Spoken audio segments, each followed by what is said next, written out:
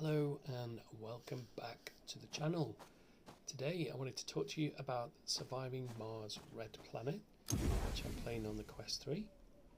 After a lot of time playing the PS5, I've sunk a lot of hours into this game, and the reason for making the video is I do think this is a slow burn that's well worth the asking price. So it's not a sponsored video, these are just my opinions, and so we'll start in our crash pod. So we have a couple of different mechanics in play. We've got some resource management there in terms of our oxygen and our nutrition and our health.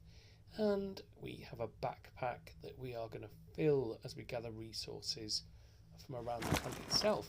So we start out with a couple of tools that we can use, and pretty much everything that we need from the outset is here.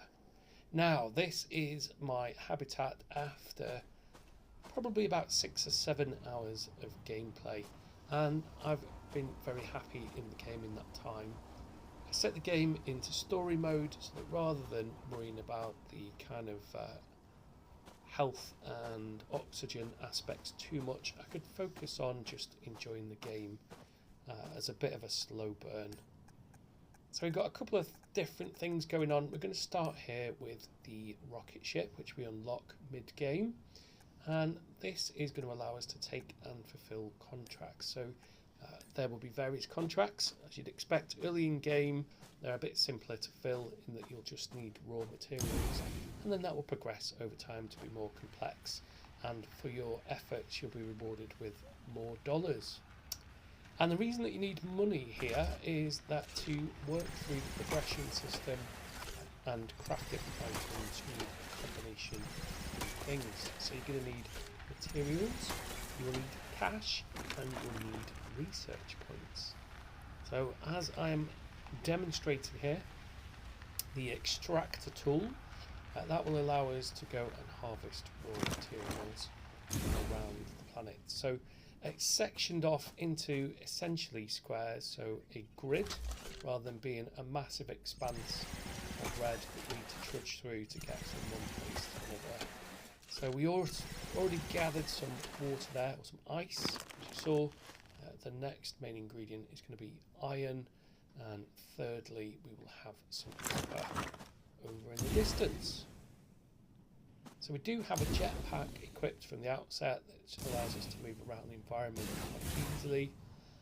Graphically, as you'd expect, nothing too demanding on the quest here because of it being the red planet, but it is quite nice to look at, certainly the different weather cycles that go through. So the hours in game tick along quite quickly in real time. There's no kind of cycle where you go and sleep or anything like that. And so other than sandstorms where you have to wait it out in your habitat, there's not really that much in the environment that's going to cause you harm if you're on the story mode settings. Obviously oxygen management being key. What we're looking at the moment here in our habitat is our research centre. There are then unlockable vehicles that mean that we can travel across the landscape a bit easier, and we need to power those with fuel cells. We'll head off inside, and as you can see my oxygen has depleted whilst I've been out exploring. That's ticking along slower because I already upgraded, and when we go back into our habitat our oxygen will regenerate. The yellow tab on there is our nutrition, and we can find initially that in the environment, and later on we can craft it ourselves. And as you can imagine, you need to be indoors to lift your helmet and eat, so rather than having to physically lift the helmet you can just put the food up towards it. Your resources that you've gathered will go into your backpack. Whilst they're in the backpack they will not be they will be recognised for the contracts that you can take, but I do recommend emptying your backpack after each resource gathering jaunt or expedition, because it'd be easy to forget that it's in there, and once you get to a point of interest laden with treasures, then you cannot pour in. And the only way to swap out what's in your backpack, so there's no drop mechanic, would be to transfer it into some kind of storage. So if there is no option for that, you would not be able to put anything into your backpack.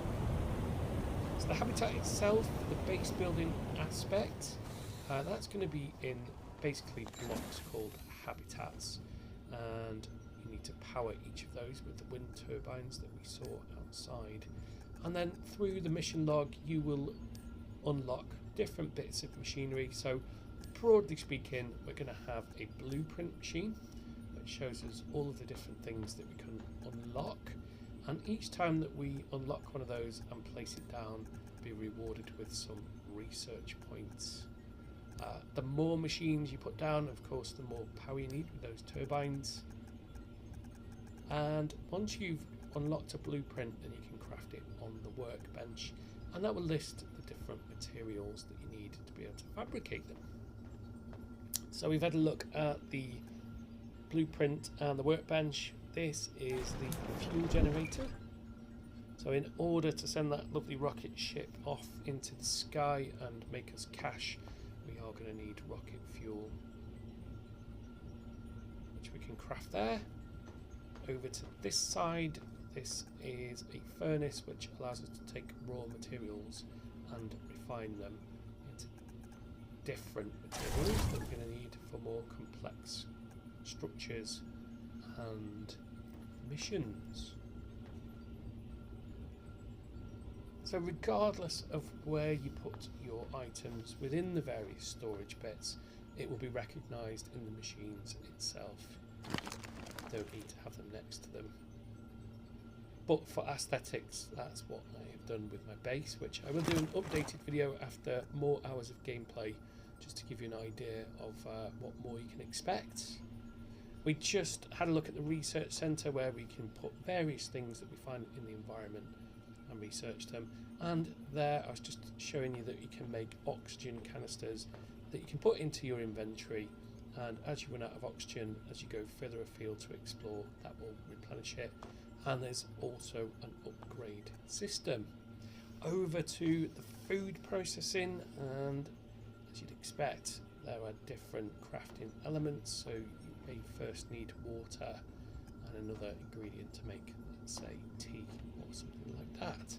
And again, further on into the playthrough, you actually grow your own vegetables and things like that to make things that have more nutritional value. Exploration wise, as said, the planet's kind of split off into grids, and we'll have a look at Research Centre a little bit further into the video.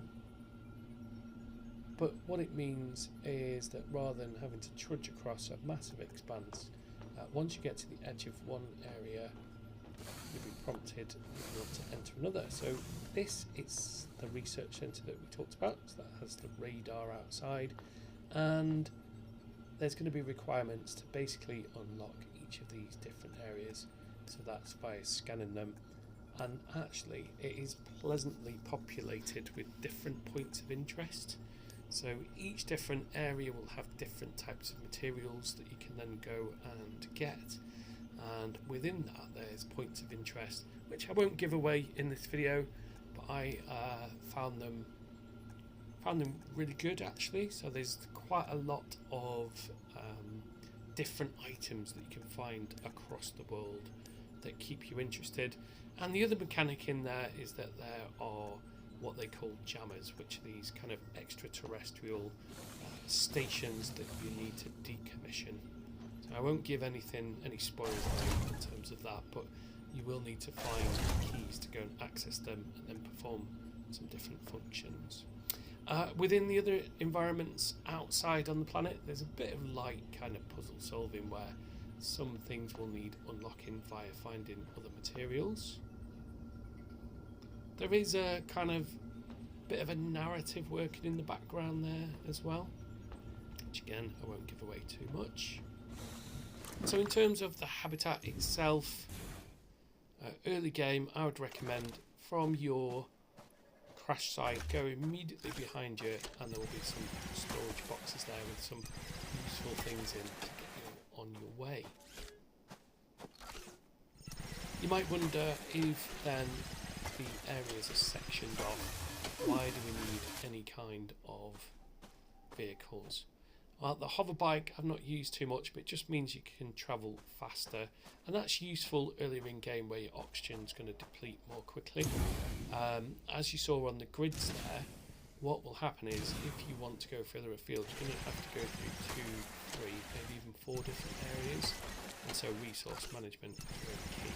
So I would recommend whenever you leave your habitat for another area is to have an empty backpack apart from a couple of oxygen canisters. Some of the points of interest do have airlocks and you will regenerate your O2, but it can be a bit disheartening when you get to a point of interest and there's loads of good stuff and you forget that you've absolutely filled your backpack up with copper, so you have to head back. So overall, it is a very chill experience on the story setting. There are a couple of different options as we've covered. So we've essentially got the harvesting and crafting mechanics that are in play. There's a nicely kind of paced progression loop to unlock different machines and options and expand your base. There's then exploration within the environments to go and find different items that you may not have been able to unlock crafting at that point, such as those habitat cubes that allow you to expand your base. There's also the contracts there for you to generate cash, and so it's quite a nice balance. It's very nicely paced. I can easily spend a number of hours in there going through different loops, so I might spend a bit of time literally just going and mining a lot of resources so that I can fully stock my base and then go and see what different materials I need. I might do that then to have things ready to fulfill contracts and build up my cash, and then sometimes it's literally you could spend an hour or two just on the base management. So some of the stuff is purely aesthetic as we're looking at the bed and the TV screen here, but it is nice to kind of get things lined up and make it feel like a bit of a space station. And for me, VR is really about feeling like you're part of that environment, that you're immersed, and of course it's that sense of scale. And so it can be really therapeutic just because you're kind of on your own in this environment. It's not stressful because I've not gone for kind of worrying about oxygen all the time. So it's just something nice to pick up and play for a while. We're looking at a couple of the environmental options here. There's some light options to change colour schemes and whatnot. So as you can section different areas through connectors, and you can also build vertically, so you can unlock a staircase that then means that you can expand your base upwards as well. And the base building aspect, again, it's not overawing. So I think on the flat screen game, a lot of it is kind of, how would I put it, like with the Anno games, where it's a lot of kind of resource management, top down, all that kind of stuff. Whereas this, for me in VR, is a completely different beast. It's kind of like wandering around this lonely planet, but actually having quite a chilled time doing it. So I'm really looking forward to seeing what else the game has to offer, because I have unlocked the space buggy, which means that I've got some extra storage slots there, and once I'm in there my oxygen will replenish. So that's going to allow me to go further afield. What I tend to do is go and have a look at a different area and scope it out completely first before I start filling my backpack with whatever resources are in that area. So all in all, game I would easily recommend. I think it's about £25 on the PlayStation Store.